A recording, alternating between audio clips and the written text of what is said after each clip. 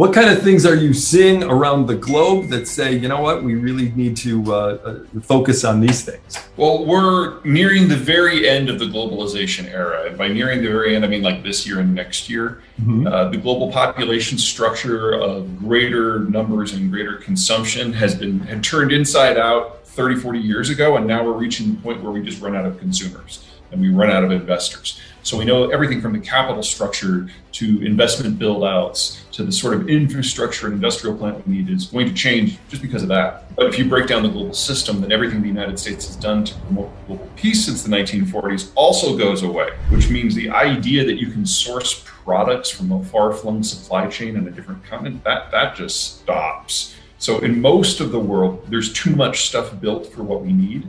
And then in some parts of the world, there's not even remotely enough. And so we have this reindustrialization, deindustrialization trend going on at the same time. And what that means is different for everybody. We're now going to have to refer to as our friendly neighbors to the south, which is Mexico.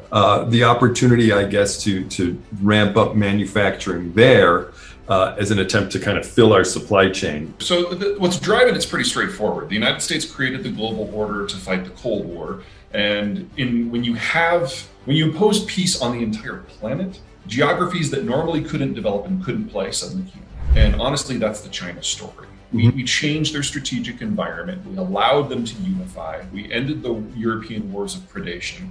And so China became the China that we know. Single political entity, single economic space, low labor costs, everything kind of magically came together to make China the industrial behemoth. And because we had formed globalization as a strategic gambit to fight the Cold War, we not only did not interfere, but we stood back as our own industrial plant, relocated to places where economically it now made more sense. The rules of the game had changed, and so the rules of the industry changed. Well, it's now changing back. And if you break down the security of the Chinese system, the manufacturers that the world imports have to be made somewhere else if it's going to happen at all. And so here in the United States, we've got the advantage of the NAFTA system. So not only do we have the most advanced worker base in the world and some of the best infrastructure and capital structure in the world, and we're the ones who develop the technology, we're also the big consumer. So we're getting into a system now of shorter, simpler supply chains that are closer to the end consumer. And we have all the inputs we need to make that happen. The one piece of weakness for the United States is that a lot of these products require different skill sets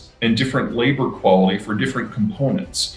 Enter Mexico. Because everything that we're good at, they're not, and vice versa. So we can have an integrated system across the southern border with our neighbors that has a lower cost of operation than the East Asian system. Now, it's not free, it doesn't happen overnight. You have to build the industrial plant first, but we and the Mexicans are pretty good at that. And we are already going through one of the greatest, well, actually the greatest industrialization process in this country's history. It started before COVID. It accelerated under COVID. It accelerated with the trade wars.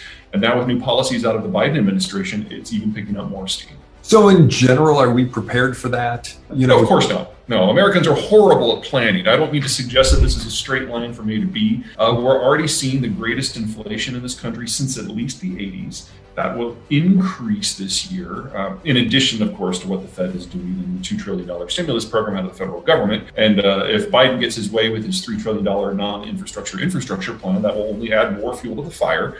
We're going to have undoubtedly inflation in the latter half of this year that is stronger than anything we've had since the 70s. And if we have a diplomatic falling out with the Chinese, it'll be stronger than the 70s. Now, this isn't forever.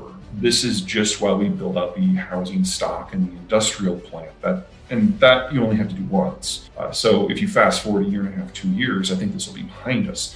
But the road from here to there, not a straight line. What kind of, as the dominoes fall, what happens if that happens? Well, relations with the Chinese tanked under Obama, and then they got worse under Trump, and now they're downright pathologically hostile. They're not going to improve in the next decade. So anyone who is dependent on the Chinese system for their supply chains, you've known for a while.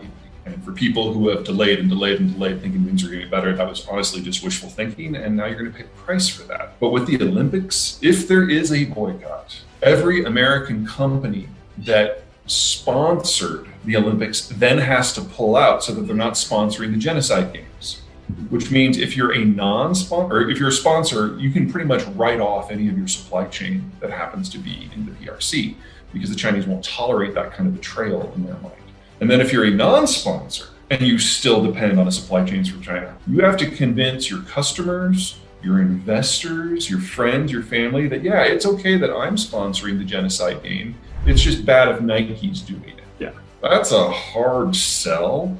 And any of your competitors who have read the writing on the wall and have moved on are going to make some serious bank picking up your market share. Give us a little bit of preview of what you see happening over the next couple of years, for distributors, manufacturers, members of this association. Everything in the world of electricity right now is going to have a bang up couple of years and probably a bang up decade. So yes, there are some serious challenges. Yes, the road is full of twists and turns and bumps. But holy crap, you want to talk about opportunity? The electrification expansion, whether it's green tech or more traditional, I mean, we're talking about minimum needing to double the electrical grid. If the Greens get their way, quadrupling, that's where you come in. We're talking about the relocation of at least $10 trillion of industrial plants to North America. That has to be built out, and it all uses power. We're talking about building new relationships with the Mexicans to take what is already the world's largest bilateral trade relationship and triple it. Guess who benefits the most from that? Guess who makes that happen? In addition, the American population is going through its greatest internal reshuffling as the boomers retire and the millennials have kids and nobody wants to be in a subway because of COVID. That all requires fresh